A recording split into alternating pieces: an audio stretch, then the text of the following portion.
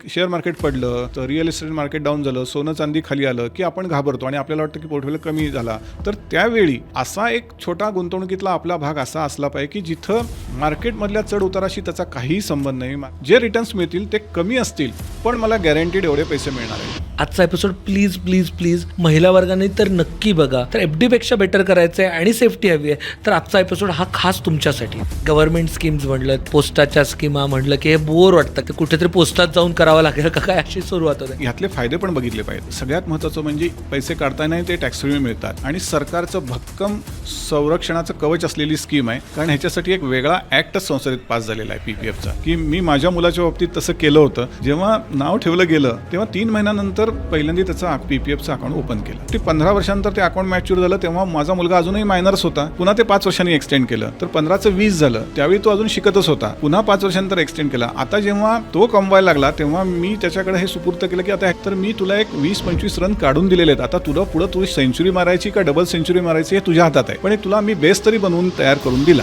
सुकन्या समृद्धी सारखी असेल जी खास मुलींसाठी उपयोगाची योजना. सो ह्या योजना काय काय आहेत? तर एखाद्याने दरवर्षी 1.5 लाख रुपये भरायचे ठरवले. 15 वर्ष तो भरत गेला. तशी स्वतःचीच गुंतवणूक झाली 22,50,000 रुपये. बरोबर. तर 21 वर्षानंतर साधारणपणे मॅच्युरिटी अमाऊंट ही 71 ते 72 लाख रुपये होऊ शकते. पण मग एवढा मोठा कॉर्पस जर 21व्या वर्षी मिळाला तर त्या मुलीचं उच्च शिक्षण म्हणा, लग्न म्हणा, याच्यासाठी पालकांना त्याचा मोठा हातभार लागू शकतो. पुन्हा ही पीपीएफ सारखी ईईई मध्ये तर एक्झाम पूर्ण आहे त्यामुळे करमुक्त व्याज मिळतं. तर बॉन्ड्स म्हणजे काय, एफडी पेक्षा काय वेगळं आहे याच्यामध्ये किंवा स्मॉल सेव्हिंगच्या स्कीम पेक्षा काय वेगळं आहे. तर एक प्रकारे तुम्ही सरकारला किंवा आरबीआयलाच एक प्रकारे लोन दिलेलं आहे. एक वेळ एफडी अडचणीत येऊ शकते पण लोन अडचणीत येत नाही. त्यामुळं बॉन्ड्सचं व्याज किंवा पैसे कधी बुडण्याचे चान्सेस नाहीत. जोपर्यंत भारतात प्रजासत्ताक आहे तोपर्यंत ह्या गोष्टी सेफ आहेत.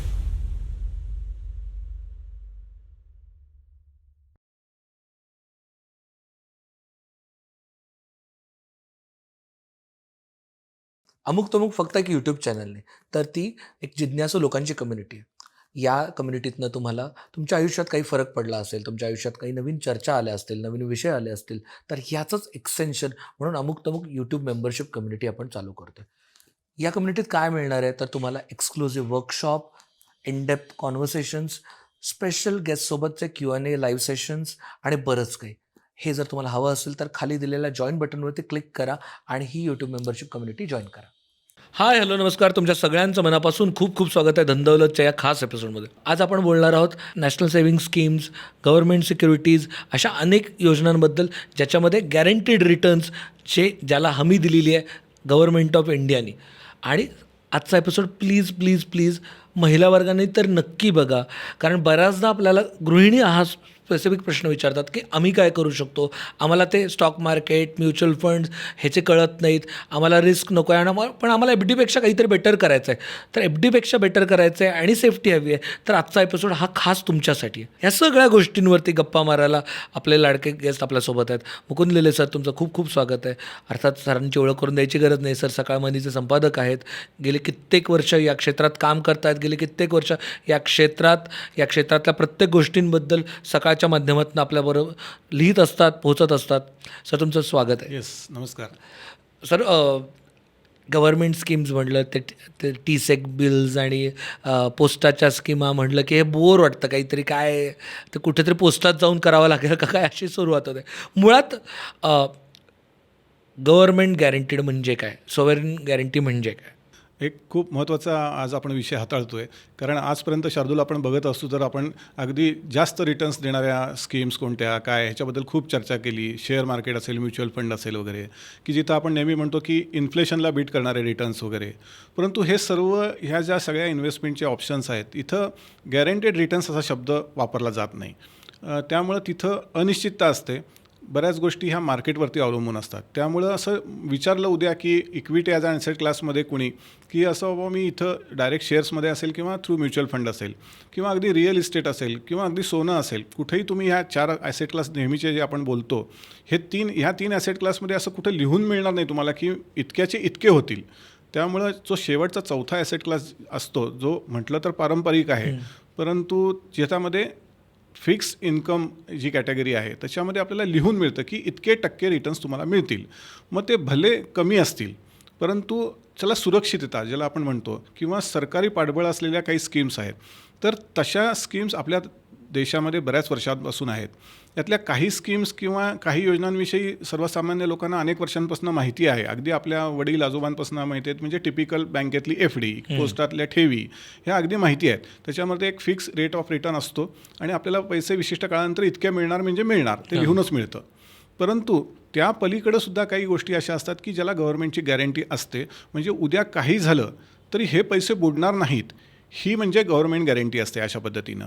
मग ते जर सरकारी बँक असेल म्हणा किंवा पोस्ट ऑफिस असेल म्हणा किंवा गव्हर्नमेंट सिक्युरिटीज असतील म्हणा, अशा ठिकाणी पैसे बुडण्याचे चान्सेस नसतात.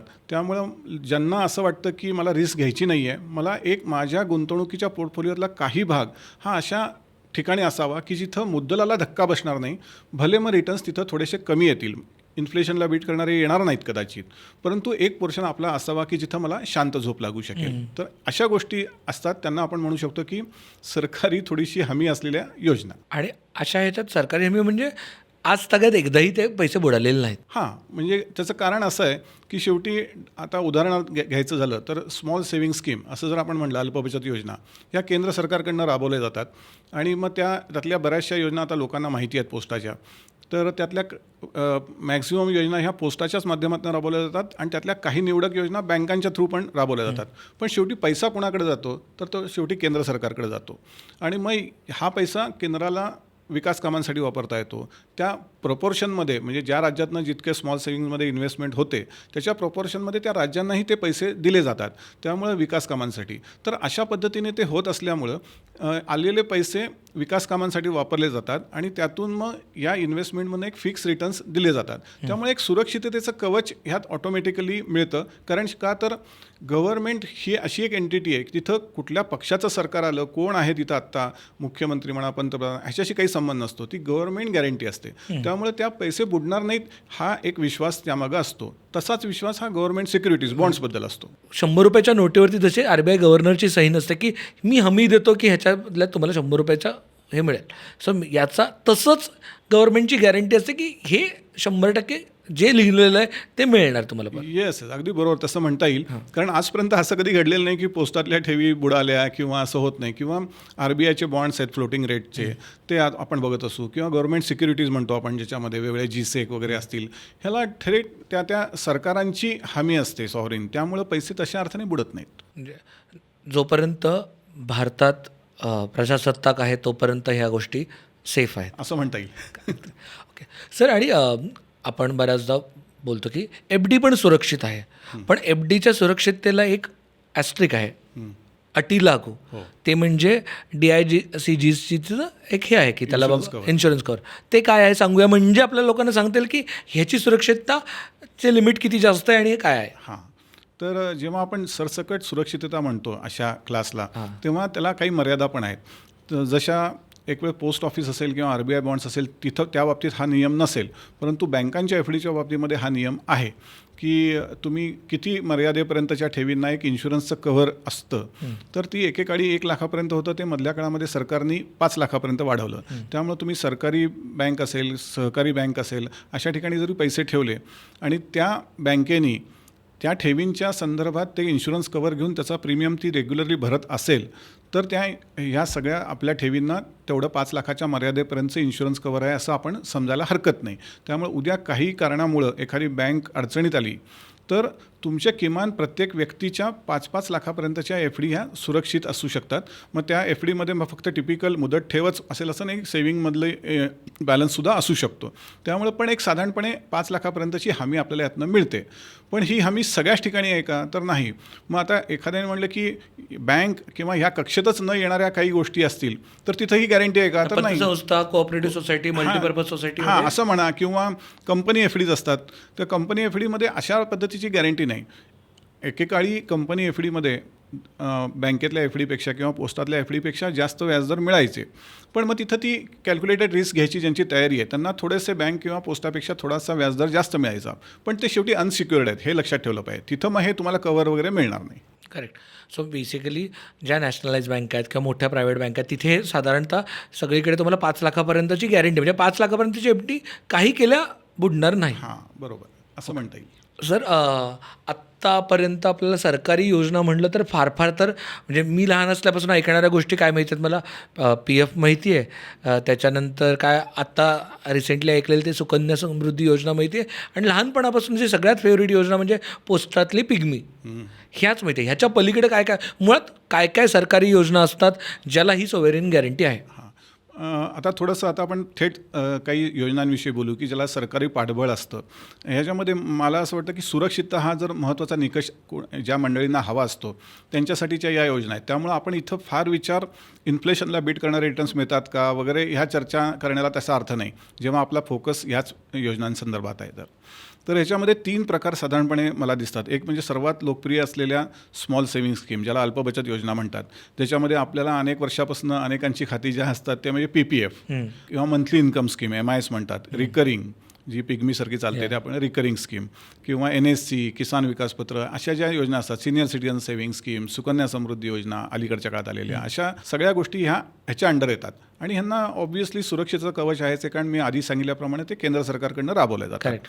हा एक झाला एक भाग. दुसरा, रिझर्व्ह बँकेचे फ्लोटिंग रेटचे सेव्हिंग्ज बॉन्ड्स जे टॅक्सेबल आहेत, पण तो एक सुरक्षिततेचा आपण एक भाग म्हणू शकतो. त्याचं मुदत 7-1 वर्षांची असते आणि त्याला हाफ इयरली इंटरेस्ट तुम्हाला मिळत राहतं. तर हा एक दुसरा भाग असू शकतो. आणि तिसरा भाग आहे तो सरकारी कर्ज रोखे, ज्याला आपण गव्हर्नमेंट सिक्युरिटीज म्हणतो. ते पण असतात. बऱ्याच वेळा ह्या अशा योजनांची माहिती सर्वसामान्यांना नसते. अल्पबचत योजनांची माहिती आहे का? बऱ्यापैकी तर बऱ्यापैकी आहे. त्यातल्या अर्थात बारीक सारीक नियमांची माहिती नसते, परंतु एक ओव्हरऑल माहिती आहे का तर माहीत असतात लोकांना, आणि ते त्याचा फायदा घेत असतात. पण RBIचे बॉन्ड्स म्हणा, हे काही लोकांना माहिती असतात. पण गव्हर्नमेंट सिक्युरिटीज जे आता आजकाल रिटेल इन्व्हेस्टरसाठी सुद्धा ओपन झालेले आहेत, तर ह्याच्याबद्दलची माहिती फारशी लोकांना नसते. ज्यांना फारशी रिस्क घ्यायची नाही आहे त्यांच्यासाठी हे सुद्धा गव्हर्नमेंट सिक्युरिटीज उपलब्ध असतात. त्याच्यामध्ये 3 प्रकार आहेत. एक आहे ते ट्रेझरी बिल्स, ज्याला T बिल्स म्हणतात. नंतर दुसरे ते GSEC, ज्याला गव्हर्नमेंट सिक्युरिटीज म्हणतात. आणि तिसरे स्टेट गव्हर्नमेंटचे पण बॉन्ड्स असतात, ज्याला स्टेट डेव्हलपमेंट लोन्स किंवा SDL म्हणतात. ते राज्य सरकार काढतात नॉर्मली असे विकास कामांसाठी. असे ते कर्ज रोखे असतात. हे साधारणपणे ब्रॉड गोष्टी म्हटल्या तर या 3 कॅटेगरीमध्ये ह्या गोष्टी येतात. सर, स्मॉल सेव्हिंग स्कीमबद्दल ना आपण बऱ्याचदा ऐकतो, आणि त्यात काय काय स्कीम्स येतात आणि त्या कोणासाठी उपयोगाच्या आहेत, कोणाला अलाउड आहेत? कारण मला हे विचारण्याचं मागचं कारण असं आहे की एक होतं की आपण पॅसिव्ह इन्कमबद्दल बोलतो, आपण प्रत्येक सामाजिक घटकाला शेअर मार्केट, म्युच्युअल फंड्स हे सूट होतीलच असं नाही, कारण का प्रत्येकासाठी ते अवघड असतं. पण ह्या स्मॉल सेव्हिंग स्कीम्स मला अशा वाटतात की त्या तशा बघायला गेल्या तर प्रत्येक सामाजिक घटकासाठी ल्युक्रेटिव्ह आहेत. त्या काय अर्थाने ल्युक्रेटिव्ह आहेत आणि त्या कुठल्या कुठल्या लोकांना काय जास्त सुटेबल आहेत? म्हणजे सुकन्या समृद्धीसारखी असेल जी खास मुलींसाठी उपयोगाची योजना. सो ह्या योजना काय काय आहेत, आपण त्या एक एक डिटेलमध्ये बोलू शकलो तर बरं होईल. स्कीम्सचे खूप डिटेल्स सांगण्याच्या ऐवजी किमान त्याचा आपण एक वरकरणी जरी आढावा घ्यायचा ठरवला तर सगळ्यात पॉप्युलर असलेली स्कीम जी अनेक लोकांकडे असते त्यापैकी एक म्हणजे पब्लिक प्रॉव्हिडंट फंड, PPF जी असते. तर ही योजना मला असं वाटतं की अनेक वर्षांपासून आहे. अगदी 1968 सालापासून ती सुरुवात झाली. त्याच्यामध्ये काही बदल पण होत गेल्या, लिमिट वाढत गेल्या इन्व्हेस्टमेंटच्या. पण हे एक असं खातं आहे की ज्याला मी थोडं त्याचं लाँग फॉर्म वेगळ्या पद्धतीने करतो. जरी त्याचा मूळ लाँग फॉर्म हा पब्लिक प्रॉव्हिडंट फंड असला तरी मी त्याला असं म्हणतो की तो पॅरलल प्रॉव्हिडंट फंड आहे एक प्रकारे. कारण का तर मग नोकरीत असला तर तुमचा एक टिपिकल PF कापला जातो विशिष्ट प्रमाणामध्ये, आणि तो तुम्हाला एक तुमची ती रिटायरमेंटची एक तरतूद म्हणून PF आपला लाँग टर्ममध्ये क्रिएट होतो. पण अशी काही लोकं आहेत जी बिझनेस करतात किंवा सेल्फ एम्प्लॉई आहेत, असे एम्प्लॉयमेंट असेल त्यांचं, किंवा फ्रीलान्सर आहेत, तर त्यांच्याकडं असं काही साधन नसतं की जे मला रिटायरमेंटनंतर काहीतरी त्याचा फायदा मिळू शकेल किंवा ते पैसे बाजूला पडतील. तर मी सजेस्ट करीन की अशा प्रत्येक व्यक्तीचं PPF अकाउंट असलंच पाहिजे. म्हणजे घरातल्या प्रत्येक व्यक्तीचंच असलं पाहिजे. पण अशा लोकांनी तर नक्कीच केलं पाहिजे. आणि जे सर्व्हिसमध्ये आहेत म्हणजे सॅलरीड म्हणू आपण, तर त्यांच्यासाठी एक PF पगारातनं कटिंग होणारा, आणि हा ऐच्छिक PF असं आपण म्हणून तो पॅरलल PF म्हणून मी त्याला म्हणतो. तर तो PPF असा अकाउंट असलंच पाहिजे आणि त्याचा मॅक्झिमम फायदा लोकांनी घेतला पाहिजे असं मला वाटतं. आता इक्विटी किंवा म्युच्युअल फंडाशी कम्पेअर करायचंच नाही आपल्याला इथं. त्यामुळे आपण असं म्हणू शकत नाही की अरे इकडं 7% व्याज मिळतं वगैरे, तर तसं नाही. पण पुन्हा ह्यातले फायदे पण बघितले पाहिजेत. एक तर ही लाँग टर्मची आपली प्रोव्हिजन होते. आत्ताचा रेट त्याचा 7.1% चालू आहे. आणि ते सगळ्यात महत्त्वाचं म्हणजे EEE एक्झम्प्ट अशा पद्धतीने त्याचं व्याज करमुक्त आहे. पैसे काढतानाही ते टॅक्स फ्री मिळतात आणि इन्व्हेस्टमेंट करताना जो पूर्वीच्या जुन्या रिजिममधला ATCचा बेनिफिट आहे तोही आहे. आज तो बेनिफिट फार लोक घेत नसले तरी आहे, ही वस्तुस्थिती आहे. त्यामुळं अगदी मिनिमम ₹500 एका आर्थिक वर्षात ते मॅक्झिमम 1.5 लाखापर्यंतचं कॉन्ट्रीब्युशन आपण त्यात करू शकतो. 15 वर्षाची जरी स्कीम असली तरी आपला उद्देशच मूळ तो प्रॉव्हिडंट फंडासारखं त्याकडे बघायचं असल्यामुळं शॉर्ट टर्म म्हणून त्याकडे बघायचंच नाही आहे. ही पहिली गोष्ट. 15 वर्षाची मुदत संपल्यानंतर ते 5-5 वर्षांनी अकाउंट एक्सटेंड पण करता येतं. त्यामुळं केवळ अकाउंट उघडून उपयोग नाही आहे, त्यात बऱ्यापैकी कॉन्ट्रीब्यूट पण करायला पाहिजे. याचं कारण असं की आपण जे कॉन्ट्रीब्यूट करतो त्याच्यावर जो काही रेट आहे, आत्ताचा 7.1 आहे, तर तो क्वार्टरली बदलू पण शकतो रेट, पण आत्ता तरी गेली काही क्वार्टर 7.1 आहे. तर त्याच्यात व्याज जमा होत राहतं 31 मार्चच्या अखेर. मग नंतर अशी स्टेज येते की व्याजावर व्याज असं होतं, म्हणजे तुम्ही भरत असलेलं कॉन्ट्रीब्युशन प्लस व्याज असं म्हणून त्याच्यावर ते इंटरेस्ट असं होत काही काळानंतर एक मोठा कॉर्पस तिथं जमा होऊ शकतो. ते 7.1चं खरं तर हळूहळू व्याजावर व्याज धरून ते 7.5-8 पर्यंत जातं. कारण का तर हे टॅक्स फ्री आहे, हा सगळ्यात भाग. आजकाल टॅक्स फ्री इन्कमवाल्या गोष्टीच कमी झालेल्या आहेत. त्यामुळं PPF ही त्यातली, म्हणून मी ती शक्यतो सुरुवातीला का सांगितली त्याचं कारण आहे की एक टॅक्स फ्री असलेली आणि सरकारचं भक्कम संरक्षणाचं कवच असलेली स्कीम आहे. कारण ह्याच्यासाठी एक वेगळा ॲक्टच संसदेत पास झालेला आहे PPFचा. त्यामुळे तसा धोका ह्याला काही नसतो. त्यामुळं मला असं वाटतं की अत्यंत सुरक्षित, दीर्घकालीन तुमची वेल्थ क्रिएट करणारी आणि शिवाय जुन्या रिजिमनुसार टॅक्स बचत करणारी पण ही योजना आहे. आणि 7% जरी असलं तरी त्याचं विड्रॉल टॅक्स फ्री असल्यामुळे ते आयडियली ते जास्त पडतोय तो इंटरेस्ट रेट. डेफिनेटली अगदी बरोबर आहे. म्हणजे थोडा तरी इन्फ्लेशनला बीट करतोय इन लॉंग टर्म जेव्हा तुम्ही विड्रॉ करताय तेव्हा. अगदी बरोबर. त्यामुळं मग काही त्याच्यामध्ये गोष्टी अशा आहेत की लोकांना असं वाटतं 15 वर्ष म्हणजे फार मोठा पिरियड आहे, मग मध्ये पैसे काढताच येत नाहीत का? तर काही टर्म्स आणि कंडिशनमध्ये तुम्ही पैसे विड्रॉ करू शकता, त्याच्या अगेन्स्ट लोनसुद्धा घेऊ शकता. ह्या गोष्टी आहेत. तपशिलात जायचं झालं तर त्या बऱ्याच गोष्टी आपल्याला सांगता येतील. आता ही झाली पॉप्युलर योजना म्हणून ही सुरुवातीला मी सांगितली. तशीच दुसरी अनेक वर्ष पॉप्युलर असलेली अजून एक योजना म्हणजे NSC, नॅशनल सेव्हिंग सर्टिफिकेट, ज्याचा आत्ताचा रेट 7.7 चालू आहे आणि ती स्कीम 5 वर्षाची आहे आणि तुम्हाला त्याला काही मर्यादा नाही आहे, तुम्ही कितीही इन्व्हेस्ट करू शकता. पण पुन्हा तेच आहे, जर जुन्या रिजिमनुसार ATCचा बेनिफिट घ्यायचा असेल तर 1.5 लाखापर्यंतच आहे.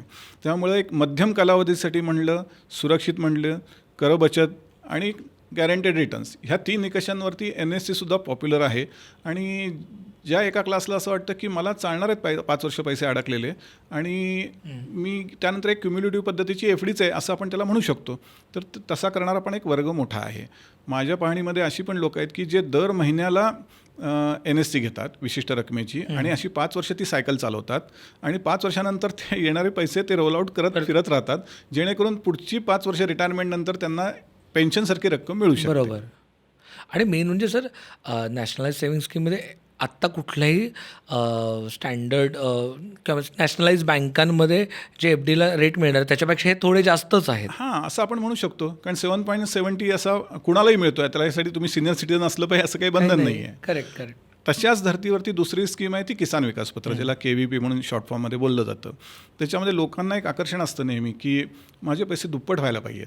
तर मग दुपटीचं जे काही आकर्षण असतं मग त्याला ॲड्रेस करणारी ही योजना आहे किसान विकास पत्र. ओके. मग त्यात तुम्ही पैसे आज ठेवा आणि एका विशिष्ट काळानंतर त्याचे दुप्पट होतील पैसे, अशी ती स्कीम आहे.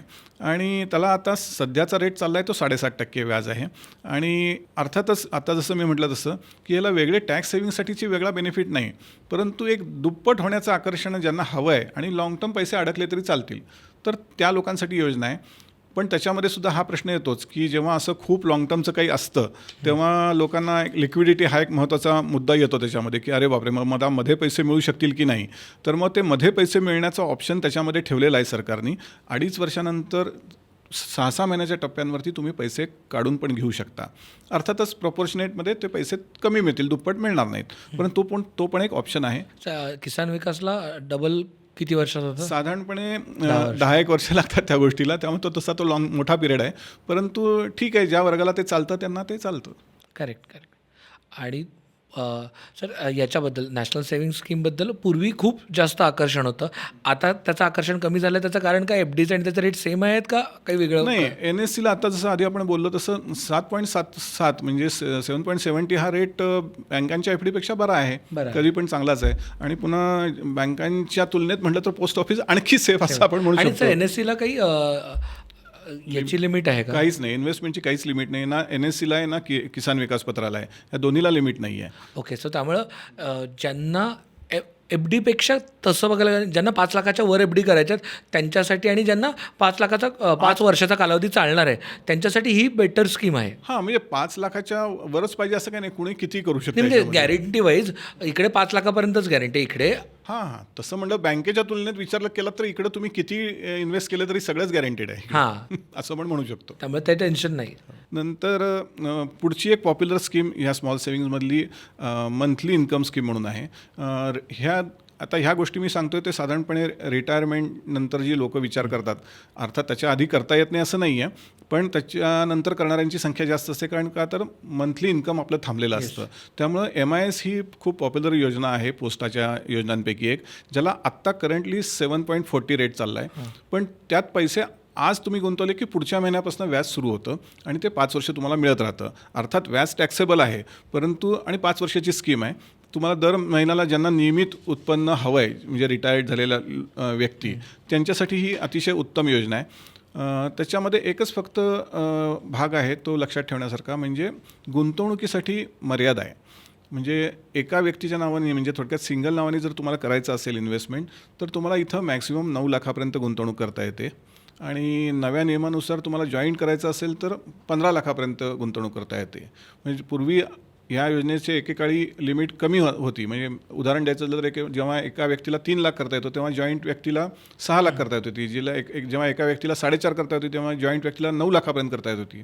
आता एकाच व्यक्तीला 9 लाख करता येते, ह्याचा अर्थ जॉईंटला 18 करता यायला पाहिजे, परंतु सरकारने ते का केलं आहे माहीत नाही, पण ती आता तरी 15 लाखाची लिमिट आहे. त्याचा मॅक्झिमम बेनिफिट रिटायर झालेले लोक ज्यांना नियमित उत्पन्न हवं आहे ती घेतात. आता ज्यांना नियमित उत्पन्न नको पण आहे आणि पैसे आपले क्युम्युलेटिव्ह पद्धतीने वाढले पाहिजेत असं पण वाटतं, तर त्यांच्यासाठी पोस्टाच्या टर्म डिपॉझिट, बँकेमध्ये त्याला FD म्हणतात, इकडे TD शब्द वापरला जातो, अशा 1 वर्ष 2 वर्ष 3 वर्ष 5 वर्षाच्या योजना पण आहेत. पोस्टात पण लॉंग टर्म एफ डी करता येते. म्हणजे अगदी शॉर्ट टर्म म्हणजे 1 वर्ष, 2 वर्ष, 3 वर्ष आणि 5 वर्ष अशा पण करता येतात. असं नाही की फक्त NSC 5 वर्ष आणि हे असं अशा पद्धतीने नाही आहे. व्याजदर वेगळे वेगळे आहेत. म्हणजे 6.90, 7, 7.10 आणि 5 वर्षवालेला 7.5% व्याज आहे. तिथं फक्त एकच आहे, MIS मध्ये नावच मंथली इन्कम असल्यामुळे दर महिन्याला व्याज मिळतं, पण TD मध्ये दर वर्षाला व्याज मिळतं. त्यामुळे वर्षातनं एकदा व्याज मिळतं, पण अर्थातच व्याजदर थोडासा जास्त आहे. आणि त्याला लिंक आपण असं करू शकतो, ज्यांना असं वाटतं की मला ते वर्षातनं एकदा आलेलं व्याजसुद्धा लागत नाही, किंवा मंथली इन्कमवाल्यांना पण असं वाटतं की मला ते व्याज लागत नाही खर्चाला, मला दुसरे काही उत्पन्नाची साधनं आहेत, पेन्शन वगैरे आहे, त्यांच्यासाठी पोस्टामध्ये रिकरिंगची जी स्कीम आहे त्याच्यामध्ये लोक हे व्याज तिकडे डायव्हर्ट करू शकतात. म्हणजे अशा पद्धतीने ज्या गोष्टी आपल्याला माहिती नाहीत, थोडंसं ह्या क्षेत्रामध्ये काही सरकारने काही अल्पबचत प्रतिनिधी नेमलेले आहेत, त्यांच्या माध्यमातून ह्या गोष्टी तुम्हाला करता येतात. त्यासाठी तुम्हाला पोस्टात जायची गरज भासत नाही. तर आलेलं व्याज जर पुन्हा तुम्ही रिकरिंगला शिफ्ट केलं तर व्याजावर व्याज मिळून तो क्युम्युलेटिव्ह इफेक्ट तुम्हाला तिथेही मिळू शकतो. जसं NSC KVP मध्ये मिळू शकतो, तसा तुम्ही TD आणि RD किंवा MIS आणि RD असं कॉम्बिनेशन करून सुद्धा 8% रिटर्न्स मिळवू शकता. आणि 8% गॅरंटीड रिटर्न, नक्कीच. म्हणजे धनदौलतमध्ये पहिल्यांदा आम्ही गॅरंटीड आणि रिटर्न्स हे शब्द एकत्र आणतोय. त्याचं कारण आहे की इथे सॉव्हरेन गॅरंटी आहे, काही टेन्शन नाही आहे. म्हणजे सर, साधारणतः समजा एखाद्या माणसाने VRS घेतली असेल किंवा रिटायरमेंट घेतली असेल आणि त्याच्याकडे एक बऱ्यापैकी कॉर्पस हातात आला, काय कुठल्याही ग्रॅच्युटी माध्यमातून असेल, कुठल्याही याच्यातनं, जर त्याने 10-20 लाख रुपये आले असतील तर त्यांनी 9 लाख रुपये स्वतःच्या नावावर टाकले, 9 लाख रुपये बायकोच्या नावावर टाकले, तर महिन्याला नाही म्हणता 11,000 रुपये पेन्शन, म्हणजे 5,500 रुपये पेन्शन मिळाली त्याला आत्ताच्या रेटने 7.5%, म्हणजे 7.4नी जर धरलं 9 लाख रुपये, तर त्याला साधारणतः 5,500 रुपये पर मंथ इन्कम चालू झाला 9 लाखाला. अगदी बरोबर आहे. फक्त एक लक्षात घेतलं पाहिजे की पूर्वी असं सरसकट आपलं इन्कम आपल्या पत्नीच्या नावावर किंवा असं सहजपणे इन्व्हेस्ट करता येत होतं, म्हणजे अजूनही करता येत असेल सुद्धा, म्हणजे येईल सुद्धा. परंतु टॅक्सेशन अँगलने आपण जर बघायला गेलं तर ज्याच्या नावाने इन्कम आलेलं आहे त्याच व्यक्तीच्या नावाने शक्यतो इन्व्हेस्टमेंट करणं हे इन्कम टॅक्सच्या दृष्टीने बरं. कारण अदरवाईज पत्नी जर तिचं इन्कम नसेल आणि तिने जर इन्व्हेस्ट केलं तर हे पैसे कुठून आले असा एक प्रश्न विचारला जाऊ शकतो. त्यामुळे सेफ्टी अशी की ज्याच्या नावाने गुंतवणूक आहे त्यांनी गुंतवणूक करावी, त्याचा मॅक्झिमम फायदा घ्यावा.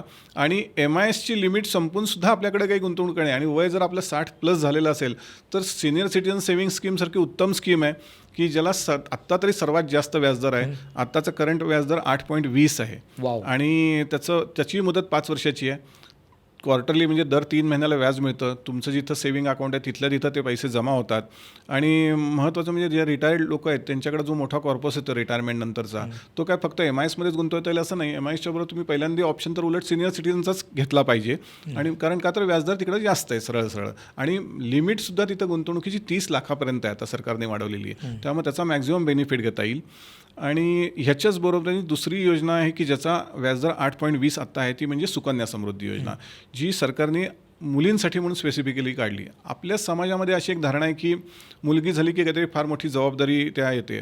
ऑब्व्हियसली असते जबाबदारी, पण मुलगी आणि मुलगा असा भेदभाव न करता ॲक्च्युली ह्या गोष्टीकडे बघायला पाहिजे. पण एक सामाजिक धोरणाचा भाग म्हणून सरकारने ही मुलींसाठी खास योजना आणलेली आहे. 10 वर्षाच्या आत जर मुलगी असेल तर हिच्या नावाने आपण हे अकाउंट उघडू शकतो. अकाउंट एकच उघडता येतं. आणि त्याच्यामध्ये ऑब्व्हियसली असं आहे की सध्या 8.20% कंपाऊंडिंग तुमचं व्याज त्यात जमा होतं. तुम्ही दरवर्षी त्यात काही पैसे भरू शकता. त्यालाही लिमिट आहे पुन्हा 1.5 लाखापर्यंतची. टॅक्सचा बेनिफिट वगैरे आहे. पुन्हा ही PPF सारखी EEEमध्ये तर एक्झाम पूर्ण आहे, त्यामुळे करमुक्त व्याज मिळतं. आणि एक मुलीच्या दृष्टीने एक छान कॉर्पस जमा होत राहतो तिच्या उच्च शिक्षणासाठी. 18-21 वर्षानंतर त्या पैसे जेव्हा लागणार आहेत खऱ्या अर्थाने, तर एक मोठा कॉर्पस जमा होतो. मग ते शिक्षण असेल, लग्न असेल, त्यासाठी पालकांना तो वापरता येतो. त्यामुळं ह्याही योजनेचा फायदा लोकांनी घेतला पाहिजे. आणि बरेच जण तर घेतात सुद्धा. आणि ज्यांच्या बाबतीमध्ये मुलगी नाही मुलगा आहे तर त्यांच्यासाठी PPF आहे, त्यामुळे ते PPFचाही फायदा घेऊ शकतात. मला असं वाटतं की सिनियर सिटीजन आणि सुकन्या समृद्धी ह्या स्मॉल सेव्हिंग्जमधल्या सर्वात व्याज देणाऱ्या योजना आहेत. आणि अर्थात त्याला पुन्हा सुरक्षेचं पाठबळ आहे. लिटरली मला जेव्हा परवा मुलगा झाला तेव्हा मला पहिलं दुःख हे झालं की अरे यार मला सुकन्या समृद्धी नाही करता येणार. म्हणजे जोक्स असाईड, पण जेन्युनली ॲक्च्युली पण ज्यांचा अगदी छोटा इन्कम आहे, म्हणजे मी आमच्यात ज्या कामाला ताई येतात त्या ताईंना पण मी म्हटलं की त्यांच्या मुलीच्या नावाने तुम्ही सुकन्या समृद्धी करा. कारण का त्यांना मला हे वाटत नाही की त्यांनी स्टॉक मार्केटमध्ये आत्ताच्या वेळेला, कारण त्यांच्यासाठी ती रिस्क खूप मोठी आहे. आणि जेव्हा स्टेक्स एवढे मोठे हाय असतात तेव्हा गॅरंटीड रिटर्न जास्त महत्त्वाचे आहेत. आणि 8.2नी त्या मुलीचं शिक्षण, तिच्या पुढच्या ह्याची सगळ्यांची सिक्युरिटी मिळू शकते, तरतूद होऊ शकते. सो 8.2नी काही हरकत नाही. म्हणजे लिटरली नॅशनल सेव्हिंग्ज स्कीममध्ये पण तुम्ही म्हणालात सर, जर एखाद्याने अगदी परत तेच मगाचंच 9 लाख जर नॅशनल सेव्हिंग स्कीममध्ये नॅशनल सेव्हिंगच्या ऐवजी याच्यात टाकले, सिनियर सिटीजन सेव्हिंग स्कीममध्ये टाकले, तर त्यांना वार्षिक व्याज मिळणार आहे 73,800 रुपये, तिमाही व्याज मिळणार आहे 18,450, आणि महिन्याला सरासरी साधारणतः 6,000 रुपये मिळणार आहेत. Which is not a bad thing. म्हणजे 9 लाख रुपये टाकले आणि तुम्हाला 6,000 रुपये पेन्शन तयार झालेली आहे. एक्झॅक्टली. म्हणजे ज्यांचं वय जे सिनियर सिटीजन आहे त्यांच्यासाठी तर सिनियर सिटीजन उत्तम आहेच स्कीम. आणि जे लहान मुली आहेत ज्यांच्याकडे 10 वर्षाच्या आहेत त्यांच्यासाठी सुकन्या समृद्धी योजना उत्तमच आहे. सिनियर सिटीजन सेव्हिंग स्कीमचं अजून एक वैशिष्ट्य असं आहे की 60 वर्ष झाल्यानंतर तो तुम्ही इन्व्हेस्ट करू शकताच. परंतु काही जणांच्या बाबतीत असं होतं ना की त्यांनी VRSच घेतली, तर 55 ते 60मध्ये बरेच जण VRS घेतात. आणि मग त्यांच्या बाबतीत काय होतं की त्यांना ह्या योजनेचा लाभ घेता येतो का नाही असा आहे प्रश्न निर्माण होऊ शकतो. की मला म्हटलं तर मी रिटायरमेंटचे पैसे आलेले आहेत. तर मग ती पण सुविधा त्याच्यामध्ये आहे की 55 ते 60मधल्या लोकांसाठी काही टर्म्स आणि कंडिशन्सवरती हे पैसे विशिष्ट कालावधीत ते तुम्हाला ह्या सिनियर सिटीजन सेव्हिंग स्कीममध्ये गुंतवता येतात आणि त्याचा त्यांना लाभ घेता येऊ शकतो. ब्रिलियंट. सो म्हणजे आत्ता आपल्याकडे PPF हा एक ऑप्शन आहे, त्याच्यानंतर नॅशनल सेव्हिंग स्कीम हा एक ऑप्शन आहे, किसान विकास पत्र हा एक ऑप्शन आहे, टर्म डिपॉझिट पोस्टातला तो एक ऑप्शन आहे, रिकरिंग MIS पिग्मी हा ऑप्शन आहे, प्लस सुकन्या समृद्धी आणि सिनियर सिटीजन स्कीम, अशा एवढे ऑप्शन्स आहेत. सर सुकन्या समृद्धी योजना ही खूप नावाजलेली योजना आहे, ज्याच्याबद्दल बऱ्याचदा बोललं जातं. नक्की ह्या योजनेत काय काय येतं आणि त्याचा इंटरेस्ट रेट काय आहे, विड्रॉलचे रूल्स काय आहेत, एक्झिट रूल्स काय आहेत, ह्या सगळ्याबद्दल आपण बोललो होतं. म्हणजे नक्कीच जसं मी आधी म्हणालो तसं की मुलींसाठी ही खूप चांगली योजना आहे. ज्यांना 10 वर्षाच्या आतल्या मुलींचं हे अकाउंट उघडता येतं पालकांना, म्हणजे आई किंवा वडील कोणी कायदेशीर जे कोण पालक असतील ते हे अकाउंट उघडू शकतात मुलीचं.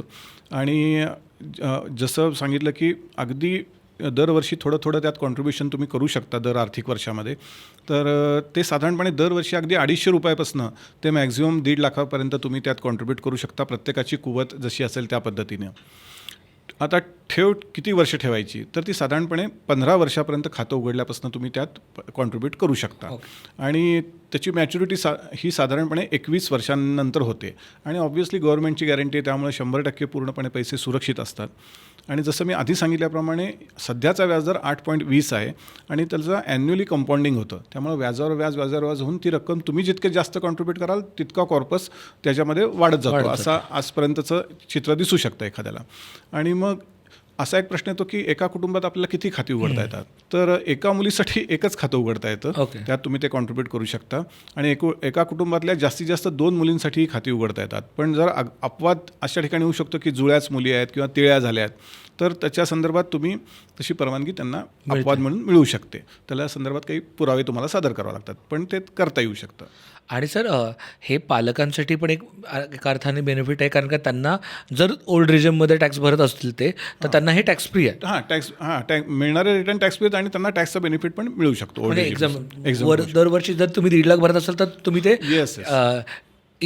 खाली ते मिळू शकतो एक्झम्पशन. आणि दुसरा एक महत्त्वाचा भाग असा आहे की काही ज्या योजना मी जसं म्हणालो की पोस्टाच्या बरोबर बँकांमध्ये सुद्धा उघडता येतात, त्यापैकी ही पण एक योजना आहे. त्यामुळं पोस्टात जाऊनच हे अकाउंट उघडलं पाहिजे असं बंधन नाही आहे. तुमच्या जवळच्या बँकेमध्ये विशेषतः बऱ्याचशा अशा SBIपासून सरकारी ज्या बँका आहेत, काही प्रायव्हेट बँकांमध्ये पण ते उघडता येतं अकाउंट. त्यामुळे तुम्ही तिथंही अकाउंट सहजपणे उघडू शकता. सो म्हणजे हे समजा माझा SBIमध्ये अकाउंट आहे किंवा बँक ऑफ महाराष्ट्रामध्ये अकाउंट आहे, तर मी माझ्या रिलेशनशिप मॅनेजरला किंवा तिथे गेल्यावरतीच सांगितलं मला सुकन्या समृद्धी उघडायचं, तर मी उघडू शकतो. अगदी त्यासाठी पोस्टात गेलं पाहिजे असं नाही. त्यामुळं योजना आणि योजनेचे पैसे हे पुन्हा केंद्राकडेच जातात डायरेक्ट. त्यामुळं असं नाही की तुम्ही कुठल्या बँकेत उघडल्याचं तर त्या बँकेला पैसे दिले असा अर्थ होत नाही. त्यामुळे जी सुरक्षितता पोस्टात असेल ती सुरक्षितता बँकेतल्या त्या स्कीमला असणार आहे. त्यामुळे त्याच्यामध्ये घाबरून जाण्याचं कारण काहीच नाही. उलट बऱ्याच वेळा असं होतं की पोस्टापेक्षा बँकेत जाणं तुलनेने काही लोकांना कन्व्हिनियंट वाटू शकतं किंवा सर्व्हिस अँगलनी तो सुद्धा एक भाग असू शकतो कदाचित थोडासा. त्यामुळं त्या दृष्टीने तुम्ही करू शकता. मग साधारणपणे काय कागदपत्र लागतात असा एक प्रश्न येतो.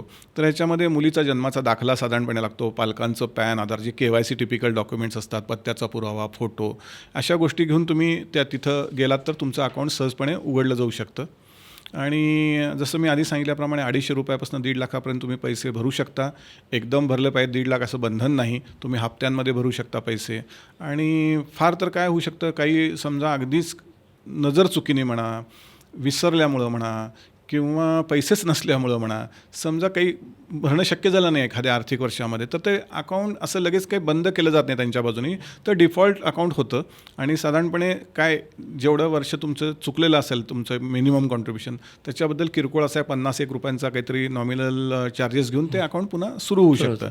त्यामुळे तसा काही प्रॉब्लेम येत नाही. मध्ये आधी समजा काही विड्रॉल करायची वेळ आली तर करता येतात का? हां, म्हणजे आता 2 गोष्टी त्याच्यामध्ये. व्याज कसं मिळतं हे मी आधी सांगितलं की चक्रवाढ पद्धतीने त्यात व्याज जमा होत राहतं. दर 3 महिन्याला सरकार व्याजदर जाहीर करतं. आता गेले काही तिमाहींमध्ये बदललं नाही हा भाग वेगळा, पण जे काही असेल त्या व्याजानुसार त्यात कॉन्ट्रीब्यूट होत राहणार.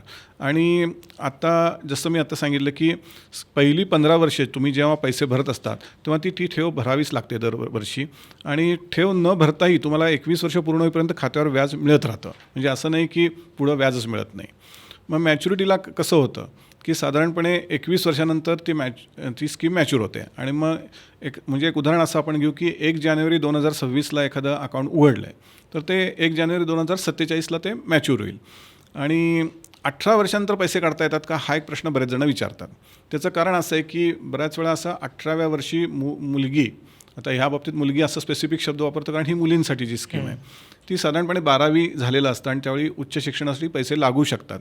तर त्यावेळी उच्च शिक्षणासाठी म्हणजे 18 वर्षांची मुलगी झाल्यानंतर किंवा 10वी उत्तीर्ण झाल्यानंतर जे नियम असतात त्यानुसार तुम्हाला मागील आर्थिक वर्षाच्या शेवटी असलेल्या शिल्लक रकमेपैकी जास्तीत जास्त 50% रक्कम काढता येते. मग त्यासाठी तुम्हाला ऑब्व्हियसली अटी असतात, कारण का तर प्रूफ द्यायला पाहिजे तुम्हाला, किंवा प्रवेशपत्र, फीची मागणी, शिक्षणाचा काहीतरी पुरावा द्यायला लागतो. पण असं नाही की सगळेच पैसे 21 वर्षांतर मिळतात. 18 वर्षांतर सुद्धा तुम्हाला काही प्रमाणामध्ये पैसे मिळू शकतात, जेणेकरून मुलीचं उच्च शिक्षणसुद्धा त्यातनं होऊ शकेल. सो बेसिकली मुलीच्या आयुष्यातले जे महत्त्वाचे टप्पे आहेत 10वी 12वी, मोठं शिक्षण म्हणजे उच्च शिक्षण किंवा अगदी लग्नापर्यंत, तर त्या ह्याच्यासाठी ही स्कीम आहे. अगदी बरोबर. तर एक उदाहरण म्हणून द्यायचं झालं समजा की साधारणपणे किती कॉर्पस जमा होऊ शकतो ही एक उत्सुकता असते प्रत्येकाला, की बाबा या स्कीममध्ये मी पैसे गुंतवले आणि मी दरवर्षी इतके पैसे भरले तर साधारणपणे काय होऊ शकतं चित्र. हा सिनेरियो डोळ्यासमोर आल्यानंतर मग त्याची आपल्याला ग्रॅव्हिटी कळू शकते. मग एक उदाहरण द्यायचं झालं तर दरवर्षी मॅक्सिमम लिमिट किती आहे? 1.5 लाख. 1.5 लाख. तर एखाद्याने दरवर्षी 1.5 लाख रुपये भरायचे ठरवले. हां. भरायचे आहेत किती वर्ष? 15 वर्ष. 15 वर्ष. 15 वर्ष तो भरत गेला. तशी स्वतःचीच गुंतवणूक झाली 22,50,000 रुपये. बरोबर. आणि सध्याचा व्याजदर जो 8.2 आहे हां. तोच टिकेल असं नाही. तरी पण आपण assume असं केलं करू की अझ्युम करू की तोच गृहीत धरला हां. आपण. तर 21 वर्षानंतर मॅच्युरिटी आहे. हां. तर 21 वर्षानंतर साधारणपणे मॅच्युरिटी अमाऊंट ही 71 ते 72 लाख रुपये होऊ शकते. त्यामुळं अर्थात भविष्यातल्या व्याजदरांवरती हे अवलंबून आहे. हो. ते व्याजदर कमी झाले तर कमी पण होऊ शकेल. पण मग एवढा मोठा कॉर्पस जर 21व्या वर्षी मिळाला तर त्या मुलीचं उच्च शिक्षण म्हणा, लग्न म्हणा, याच्यासाठी पालकांना त्याचा मोठा हातभार लागू शकतो. डेफिनेटली. आणि शेवटी थेंबे थेंबे तळे साचे म्हणतात त्या पद्धतीने. मुलीच्या जन्मापासून जर तुम्ही शक्य तितक्या लवकर अकाउंट उघडलं, कारण 1 ते 10 वर्षामध्ये उघडता येतं. विड्रॉल पण टॅक्स फ्री. हां, सगळे टॅक्स फ्रीच आहे ह्याच्यामध्ये. त्यामुळं मग ईईईचा तोच अर्थ आहे. त्यामुळे एक्झाम. त्यामुळं मला मुलगा झाला. त्यामुळं त्यात एकच गोष्ट सांगता येईल की फक्त ही स्कीम मुलींसाठी उपलब्ध आहे. 21 वर्षाचा दीर्घ कालावधी आहे. पण हेतूच तो आहे की लाँग टर्ममध्ये आपल्याला पैसे जमवायचे आहेत. वर्षाची आपली मॅक्झिमम ठेवण्याची लिमिट 1.5 लाख आहे. शिक्षण किंवा विवाह यासारख्या लाँग टर्मच्या तरतुदींसाठी म्हणून ही एक प्रोव्हिजन म्हणून पालकांनी आधीपासून तरतूद करणं अपेक्षित आहे. ह्यासाठी ही योजना सुरू केली गेलेली आहे. आणि मग त्याचा मॅक्झिमम जर आपल्याला फायदा घ्यायचा असेल तर मुलीचा जन्म झाल्यानंतर शक्य तितक्या लवकर हे अकाउंट उघडणं हे सगळ्यात उत्तम. कारण आपल्याला तो 10 वर्षाचा स्पॅन मिळतो. अदरवाईज तुम्ही अकाउंटच उशिरा उघडलं तर त्या वर्षापासून वयाच्या 21 वर्षापर्यंतचा पिरियड कमी राहू शकतो. करेक्ट. आणि बऱ्याचदा आम्हाला कॉमेंटमध्ये हे विचारलं जातं की मी गृहिणी आहे, मी काय करू शकतो? तर लिटरली ज्या गृहिणी आहेत आणि ज्यांना मुलगी आहे त्या सगळ्यांना ही स्कीम इझिली ॲक्सेसिबल आहे. कोणत्याही बँकेत जा, हे तुम्ही इझिली करू शकता. आणि अगदी 250 रुपये पर इयर पासून हे कॉन्ट्रीब्युशन अलाउड आहे. त्यामुळं तुम्ही तुमच्या मुलीसाठी काय करू शकता? तुम्ही तुमच्या मुलीचं भविष्य ह्यातनं सुरक्षित करू शकता सुकन्या समृद्धी योजनेतं. आणि हे सगळ्यांना अगदी तुम्ही कमी शिक्षण असेल म्हणणं मला बँकेत जमत नाही, काही अवघड नाही, तुम्ही जवळच्या बँकेत जा, पोस्टात जा, 250 रुपये घेऊन जा, तुम्ही हे करू शकता. कोणत्याही तिथल्या अधिकाऱ्याला विचारा, तो माणूस तुम्हाला मदत करेल. हे खूप सोपं, सहज शक्य आहे तुमच्या मुलीचं भविष्य सुरक्षित करण्यासाठी. यातला एकच मुद्दा मी सांगेन की बऱ्याच वेळा सुकन्या समृद्धी असेल किंवा PPF असेल, यातली जी कमाल मर्यादा असते म्हणजे मिनिमम कॉन्ट्रीब्युशन, आता सुकन्या समृद्धीच्या बाबतीत समजा 250 असेल, PPFच्या बाबतीत 500 असेल, तर तेच डोळ्यासमोर न ठेवता आपल्याला शक्य आहे तितकं कॉन्ट्रीब्युशन करणं जास्त चांगलं. ह्याच्यासाठी की शेवटी तो कॉर्पस वाढला पण पाहिजे ना. म्हणजे मी जर दरवर्षी 250 आणि 500 रुपये भरत असेल तर ते काय जमणार म्हणजे पैसे. बरोबर. मी जेव्हा 1.5 लाखाचं उदाहरण दिलं तेव्हा तो एवढा कॉर्पस जमलेला दिसतो. पण त्यातला दुसरा भाग हा पण आहे की प्रत्येकाला 1.5 लाख जमणार पण नाही. परंतु अगदीच मिनिमम पण करू नये, काहीतरी सायझेबल करावे. कारण का तर त्याचा मूळ उद्देश खाते चालू ठेवणं नसून त्यातनं कॉर्पस जमा करणं हा आहे. त्यामुळं आपल्याला जेवढं शक्य आहे तेवढं कॉन्ट्रीब्यूट करावं. कधी कधी मुलामुलींना वाढदिवसाचे पैसे कुणीतरी देतं वाढदिवसाच्या निमित्ताने, कधी काही स्कॉलरशिप मिळते. अशा गोष्टी जेव्हा येतात तेव्हा ते पैसे पालकांनी खर्च न करता अशा योजनांमध्ये PPF असेल किंवा सुकन्या समृद्धी ते जरी त्यात जमा करत गेले तरी एक स्वतःचं पण एक काहीतरी वेगळा कॉर्पस त्या मुलींना किंवा मुलाला जमा केल्याचं एक समाधान मिळू शकतं. करेक्ट.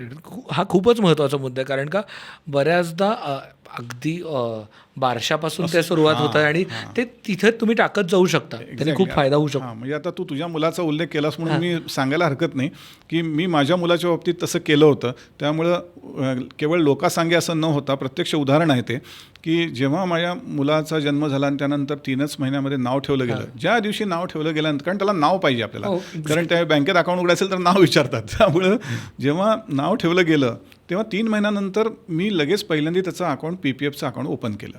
मग आणि तेव्हा त्या बारशापासनं मग पुढं काय बारसं, जावळ, वाढदिवस, कुठली स्कॉलरशिप इथपासनं अनेक ज्या गोष्टी असतात की ज्यावेळी असे पैसे मिळत जातात त्यावेळी त्याचे एक जमलेले पैसे स्वतंत्रपणे ठेवले गेले पहिल्यापासून, अगदी 1 रुपयापासून असेल सुद्धा कुठेही खर्च नाही केला. आणि उलट त्या जमलेल्याचा एका विशिष्ट काळानंतर एक राऊंड फिगर करून आपल्याकडचे पैसे घालून राऊंड फिगर करून ते PPFला त्याच्या जातील ह्याचा कटाक्षाने जर काळजी घेतली आणि असं होत होत शेवटी 15 वर्षानंतर ते अकाउंट मॅच्युअर झालं. तेव्हा माझा मुलगा अजूनही मायनर्स होता, कारण का तर वय 15 पुन्हा ते 5 वर्षांनी एक्सटेंड केलं. तर 15चं 20 झालं. त्यावेळी तो अजून शिकतच होता. पुन्हा 5 वर्षानंतर एक्सटेंड केला. आता जेव्हा तो कमवायला लागला तेव्हा मी त्याच्याकडे हे सुपूर्त केलं की आता ह्याच्यापुढं तू कॉन्ट्रीब्यूट करायचं आहे. म्हणजे थोडक्यात काय तर मी तुला एक 20-25 रन काढून दिलेले आहेत. आता तुला पुढं तुझी सेंचुरी मारायची का डबल सेंचुरी मारायची हे तुझ्या हातात आहे, पण तुला मी बेस तरी बनवून तयार करून दिला. तर असं खूप चांगल्या पद्धतीने करता येऊ शकतं. आणि सगळ्यात महत्त्वाची गोष्ट आहे की हे टॅक्स फ्री आहे. करेक्ट. PPF हे टॅक्स फ्री मिळणार आहे. हां, आणि त्यातला दुसरा महत्त्वाचा भाग म्हणजे टॅक्स फ्री तर मिळणारच आहे. कंपाऊंडिंगचा जो चमत्कार सांगितला जातो नेहमी, चक्रवाढीचा चमत्कार ज्याला म्हणतात, तो तुम्हाला काही वर्षानंतर दिसायला लागतो. त्यामुळे एक स्टेज अशी येते की तुमच्या कॉन्ट्रीब्युशनपेक्षा PPFचं व्याज त्याच्यापेक्षा जास्त जमायला सुरुवात होते. पण यासाठी तुम्ही सुरुवातीपासून चांगलं कॉन्ट्रीब्यूट केलं पाहिजे आणि विड्रॉ नाही केले पाहिजेत पैसे. आणि कंपाऊंडिंगचा जो गेम आहे, पण म्हणजे सतत आपण जेव्हा ज्या वेळेला स्टॉक मार्केट म्युच्युअल फंडबद्दल बोलतो की कंपाऊंडिंग हे जगातलं 8वं आश्चर्य आहे. कंपाऊंडिंग फक्त म्युच्युअल फंडमध्येच होतं असं नाही, ते PPF सुकन्या समृद्धीमध्ये पण होऊ शकतं. डेफिनेटली होतच म्हणजे रादर. कारण का तर व्याजावर व्याज ही कन्सेप्ट आहेच ना तिथंही सुद्धा, कारण त्यातनं पैसे बाहेर येत नाहीत ना, तिथंच ते जमा होत राहतात. करेक्ट. सर, आता ह्या सगळ्या स्कीम झाल्या ज्या गव्हर्नमेंटच्या स्मॉल सेव्हिंग स्कीममध्ये. याच्या पलीकडे अजून काय स्कीम्स आहेत की ज्याच्यात आपण फायदा घेऊ शकतो, जिथे गॅरंटी आहे मला, सॉव्हरेन गॅरंटी? एक्झॅक्टली. आता जसं मी पहिला मुद्दा मगाशी सांगितला, या सुरक्षित योजनांमध्ये अल्प बचत योजना, स्मॉल सेव्हिंग. दुसरा मी सांगितला ते RBIचे फ्लोटिंग रेटचे सेव्हिंग्ज बॉन्ड्स, जे 2020मध्ये सरकारने सुरू केले. त्याच्याही आधी होते बॉन्ड्स, पण त्याला एक फिक्स रेट असायचा किंवा टॅक्सेबल, टॅक्स फ्री अशा प्रकारचे होते. पण 2020मध्ये आले ते फ्लोटिंग रेटचे आणले सरकारने. त्यामुळे ह्याचा व्याजदर कायमस्वरूपी फिक्स नसतो. दर साधारणपणे 6 महिन्यानंतर ह्याचा आढावा घेऊन ते रेट बदलले जाऊ शकतात. कारण व्याजदरसुद्धा त्याचे 6-6 महिन्यांनी दिलं जातं त्याचं व्याज. पण त्याचा एक मोठा फायदा असा आहे की हे जेव्हा आपण बॉन्ड्स म्हणतो, त्याचं नाव खरं तर हे RBI फ्लोटिंग रेट बॉन्ड्स हे एक पॉप्युलर नाव आहे, पण ॲक्च्युली आहेत ते गव्हर्नमेंट ऑफ इंडिया बॉन्ड्स. त्यामुळे थोडक्यात काय तर बॉन्ड्स म्हणजे काय तर पुन्हा ते कर्ज रोखे, मराठीमध्ये आपण त्याला जे म्हणतो. म्हणजे एक प्रकारे FD पेक्षा काय वेगळं आहे याच्यामध्ये, किंवा स्मॉल सेव्हिंग्सच्या स्कीमपेक्षा काय वेगळं आहे, तर हे बॉन्ड्स आहेत, हे लक्षात घेतलं पाहिजे. मग बॉन्ड्स म्हणजे काय, हा एक प्रश्न सर्वसामान्यांच्या डोक्यात येतो. तर त्याला कर्ज रोखे म्हणतात. मग कर्ज रोखे म्हणजे काय, पुन्हा पुढचा प्रश्न. तर एक प्रकारे तुम्ही सरकारला किंवा RBIलाच एक प्रकारे लोन दिलेलं आहे. तर मग साधारणपणे एक वेळ FD अडचणीत येऊ शकते, पण लोन अडचणीत येत नाही, कारण शेवटी लोन हे प्रायोरिटीमध्ये फेडावंच लागतं. बरोबर. त्यामुळं बॉन्ड्सचं व्याज किंवा पैसे कधी बुडण्याचे चान्सेस नाहीत. कारण का तर सरकार बुडलं तरच ते शक्य आहे, अदरवाईज तसं शक्य नाही. त्यामुळं पहिल्यांदा सेफ्टी अँगलने म्हटलं तर बॉन्ड्स सरकारच्या ऑब्व्हियसली सगळ्यात जास्त सुरक्षित. मग ह्या फ्लोटिंग रेट बॉन्ड्सचं वैशिष्ट्य काय, ह्याच्यावरती आपण थोडंसं नजर टाकायला पाहिजे की हे व्याजदर कशाशी जोडले गेलेले आहेत. म्हणजे सरकार रिव्ह्यू घेतं ते स्मॉल सेव्हिंग्सच्या स्कीम्सचा घेतं, असं मी सांगितलं मगाशी. की श्यामला गोपीनाथ कमिटीने जेव्हा ठरवलं की दर 3 महिन्यांनी याचा रिव्ह्यू घ्यायचा आणि स्मॉल सेव्हिंगचे रेट ठरवायचे. त्याप्रमाणे ते ठरवले जातात, कधी वाढतात, कधी कमी होतात, कधी कायम राहतात. गेल्या काही क्वार्टर्समध्ये ते कायम राहिले आहेत. मग त्यातली जे स्मॉल सेव्हिंग स्कीमपैकी एक स्कीम आहे नॅशनल सेव्हिंग स्कीम, ज्याला NSC म्हटलं जातं. त्या स्कीम्सचा ह्या RBI फ्लोटिंग रेट बॉन्ड्सशी कनेक्ट आहे. ओके. तर तो काय आहे हे अनेकांना माहीत नसतं बऱ्याच वेळा. तर तो कनेक्ट असा आहे की NSCवरती जो व्याजदर मिळतो त्या व्याजदरापेक्षा 0.35 व्याजदर ह्या बॉन्डचा कायम जास्त असं ठेवायचं असं ठरलेलं आहे. त्यामुळे तो कनेक्ट त्याच्याशी आहे. त्यामुळं जेव्हा NSCचा व्याजदर 7.7 आहे आत्ता सध्या, त्यामुळे त्याच्यामध्ये 0.35 ॲड केले तर RBIचा 8.05 येतो रेट. त्यामुळं आता गेले काही क्वार्टर्स 8.05 हा RBIच्या फ्लोटिंग रेटचा बॉन्ड कायम आहे. आणि त्याचं व्याज कसं मिळतं तर त्याचं व्याज दरवर्षी 1 जानेवारी आणि 1 जुलै हे फिक्स आहेत. त्यामुळं बाकी आता सिनियर सिटीजन सेव्हिंग स्कीममध्ये आपण बघितलं की क्वार्टरली व्याज मिळतं, मंथली इन्कममध्ये स्कीममध्ये मंथली मिळतं. तसं या RBI बॉन्ड्समध्ये हाफ इयरली व्याज मिळतं. 6-6 महिन्याला व्याज तुमच्या परस्पर बँक अकाउंटला जमा केलं जातं. त्यामुळं फक्त एकच ह्याच्यामध्ये की ह्या व्याजदराचा आढावा सरकार घेत असल्यामुळं दर 6 महिन्यानंतर व्याजदर बदलू शकतात का तर बदलू शकतात. आत्ता बदलले गेले नाहीत काही क्वार्टर्स, हा भाग वेगळा, पण शब्दामध्येच लिहिलेलं आहे नावामध्ये की फ्लोटिंग रेट. त्यामुळं भविष्यात ते कमी पण होऊ शकतात, जास्त पण होऊ शकतात. त्यामुळं त्याची ज्यांना तयारी आहे त्यांच्यासाठी RBIचे बॉन्डसुद्धा एक चांगला ऑप्शन असू शकतो गुंतवणुकीचा. सिनियर सिटीजन सेव्हिंग स्कीममध्ये किंवा MISमध्ये ज्या इन्व्हेस्टमेंटच्या लिमिट आहेत, म्हणजे सिनियर सिटीजन सेव्हिंग स्कीममध्ये एका व्यक्तीला सिनियरला 30 लाख रुपये गुंतवता येतात. इकडे एका व्यक्तीला MISमध्ये 9 लाख किंवा जॉईंट नावाने 15 लाख. पण आता आजकाल मोठ्या कंपन्यांमधनं किंवा अशा ठिकाणी ह्याच्यातनं जी लोक रिटायर होतात त्यांना ह्याच्यापेक्षाही जास्त पैसे मिळतात.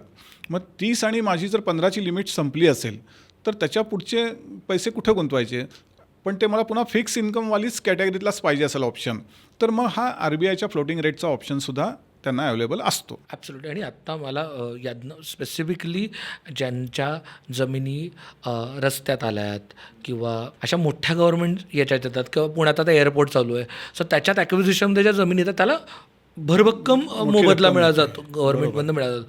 सो त्यांच्यासाठी ह्या योजना खूप चांगल्या आहेत, कारण का ती अमाऊंट 30-30, 40-40 लाख रुपये असू शकते. आणि त्यांनी जर गव्हर्नमेंटच्या या योजनांमध्ये टाकले तर त्यांना रेग्युलरली एक चांगली पेन्शनसारखी योजना तयार होते स्वतःसाठी. म्हणजे ते त्यांनी हाय रिस्क ॲसेटमध्ये न टाकता त्यांनी ह्याच्यात टाकायला काही हरकत नाही, कारण त्यांच्यासाठी जर मोठी अमाऊंट टाकली असेल, 30-40 लाख रुपये आले असेल, तर इथे टाकले तर साधारणतः 8% गॅरंटीड रेट मिळतं तुम्हाला, की 8च्या म्हणजे एफ डीपेक्षा बेटर रेट मिळणार आहे तुम्हाला. NSC पेक्षा तर बेटर रेट नक्कीच मिळणार आहे असं 100% म्हणू शकतो, कारण त्याची लिंक आहे त्याची. आणि safety आहे. Again, सेफ्टी तर safety आहे. आहे. सेफ्टी तर मी सुरुवातीलाच सांगितलं आपण, कारण आपण नॉर्मली आत्ता बोलतोय ते सगळे सेफ्टीवाल्या स्कीमबद्दलच बोलतोय. पण 7 वर्ष अडकून राहतात. हां, आता यातला एक महत्त्वाचा भाग, प्रत्येक स्कीमचे जसे प्लस मायनस पॉईंट्स असतात. म्हणजे आता उद्या MIS असेल, TD असेल, प्रत्येक गोष्टीमध्ये प्लस मायनस आहे लिक्विडिटीच्या बाबतीमध्ये. तसं ह्या बाबतीतसुद्धा हे बॉन्ड्स नॉर्मल केसमध्ये 7 वर्षाच्या आत नॉर्मल केसमध्ये मोडता येत नाही. पण मग असं पण होऊ शकतं ना, की एखाद्याची खरोखरच जेन्युइन अडचण असू शकेल असेल, विशेषतः सिनियर सिटिझनच्या बाबतीत असं होऊ शकतं.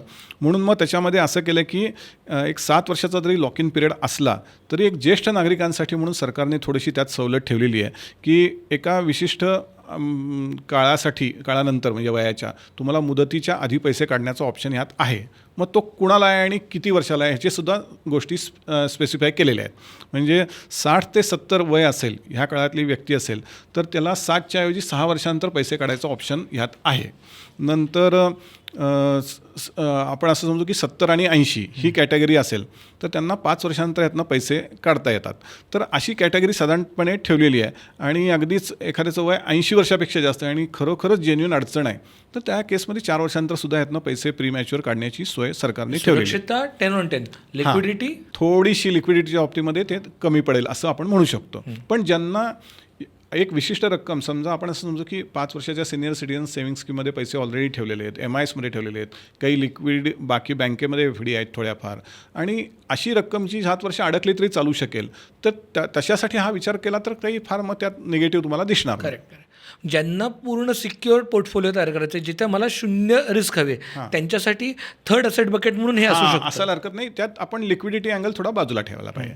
गुंतवणूक कशी करावी हा पुन्हा प्रश्न आहे, कारण हे बॉन्ड्स मिळतात कुठे हा प्रश्न येतो. पोस्टाच्या स्कीम्स ह्या माहिती आहेत मला, की पोस्टात गेलं की मिळतात, बँकेत गेलं की मला PPF दिसतं, सुकन्या समृद्धी दिसतं. मग हे RBI बॉन्ड्स घ्यायचे कुठं, म्हणजे RBIमध्ये जावं लागतं का? तर तसं होत नाही.